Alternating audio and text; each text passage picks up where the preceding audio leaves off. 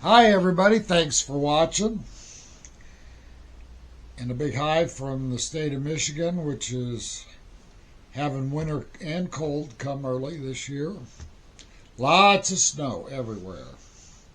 Just won't stop. Get hit by repeated snowstorms over the last week and a half.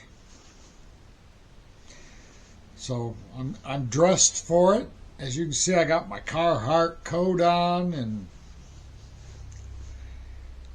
I got my furnace working overtime. But I have talked about this some on videos before, but as of today, the country of Australia has told all of the American-owned social networking sites, and I mean all of them, YouTube, Facebook, Twitter, Instagram, you name it, it doesn't matter. They passed a law in Australia demanding that all accounts for kids under the age of 16 be deleted. So in other words, Australia is making rules that our social media tech companies have to abide by, which I disagree with. They're not Australian companies, they're American companies. They have a right to block them from coming into their country, but they do not have the right to inflict rules on American companies. That's my take on it. And a lot of this is what led to the problem with the EU and the 120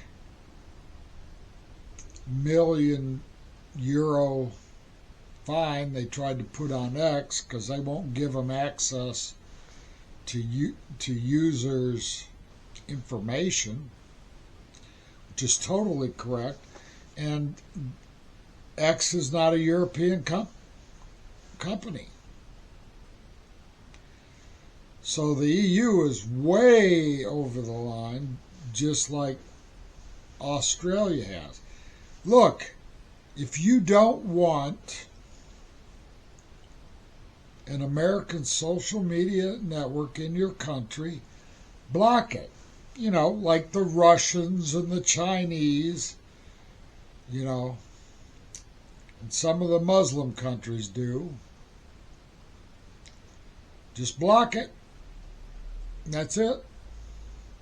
But you don't get on there and say, well, you're going to give us all your database, the database of the people you have on your social media site.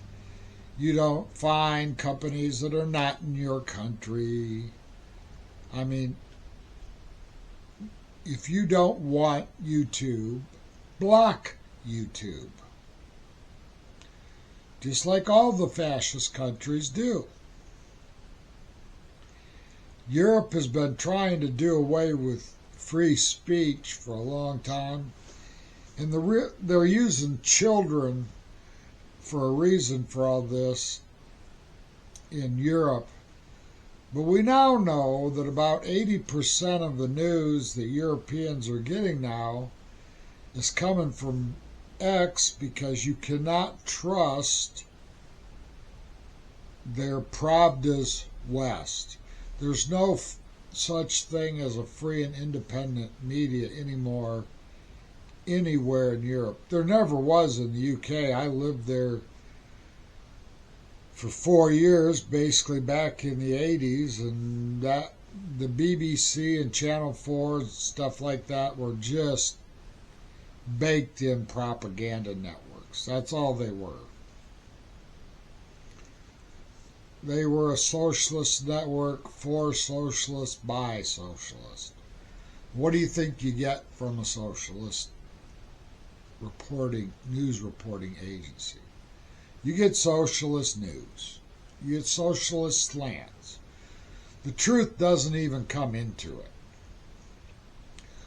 But they couldn't control X, where 80% of the people were now getting their news because their own population realized that what they were watching was propaganda. It's something akin to watching CNN or MSNBC or NBC or traditionally CBS and ABC. They're all Pravda Wests. That's all they are. Same thing, different names, but they're doing the exact same thing. They're not real news. Trump is right. They're fake news. And they've been fake news since the 60s. It didn't just start. It got worse in the last 25 years, especially at places like CNN and MSNBC. But what it is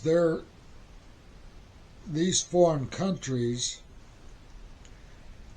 are essentially censoring the internet. And they want to censor it for more than just in their country. They want to censor it worldwide. Well, with Donald Trump in the White House, I don't think they're going to accomplish that. And I think that he is going to end up throwing the full force and weight of the American economic system against him shortly. So that's what I wanted to talk about today. Thanks for watching. Please like and subscribe to my channel, and I'll see you in the next one. Bye-bye.